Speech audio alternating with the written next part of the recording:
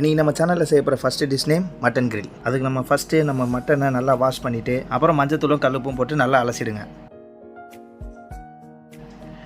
துணியை புளிகிற மாதிரி நல்லா மட்டனை போட்டு புளிஞ்சிடுங்க.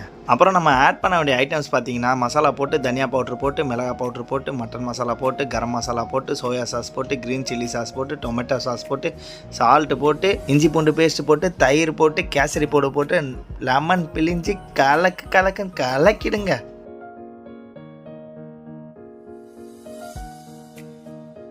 கலக்கின மசாலாவை எடுத்து நம்ம வாங்கி வச்ச மட்டன் மேலே பூசுன்னு பூசி தள்ளிடுங்க. அப்புறம் மட்டனை ஒரு 2-3 மணி நேரம் ஊற வச்சுட்டு அடுப்பை ரெடி பண்ண போயிருங்க. ஏன்னா அடுப்பை ரெடி பண்ண ரொம்ப லேட் ஆகுங்க. நான் ஒரு 1 மணி நேரம் கஷ்டப்பட்டு அடுப்பை ரெடி பண்ணி அது மேலே மட்டன் கிரில்ல போட ஆரம்பிச்சிட்டேன். மட்டன் கிரில் அது பாட்டுக்கு ரெடி ஆகிட்டே இருந்துச்சுங்க. ஜஸ்ட் நம்ம திருப்பி அது மேலே கடுகு எண்ணெய் அப்ளை பண்ணிகிட்டே இருக்கணும். ரொம்ப சீக்கிரம் ரெடியான மாதிரி இருக்குங்க மட்டன் கிரில். ஆனால் இதில் வந்து பார்த்தீங்கன்னா எங்களோட 5 மணி நேரம் உழைப்பு இருக்குங்க. நாங்கள் ட்ரை பண்ணி பார்த்தோம், ரொம்பவே நல்லா இருந்துச்சு. நீங்களும் ட்ரை பண்ணுங்கள், ஜஸ்ட் எங்களுக்கு சப்போர்ட் பண்ணுங்கள்.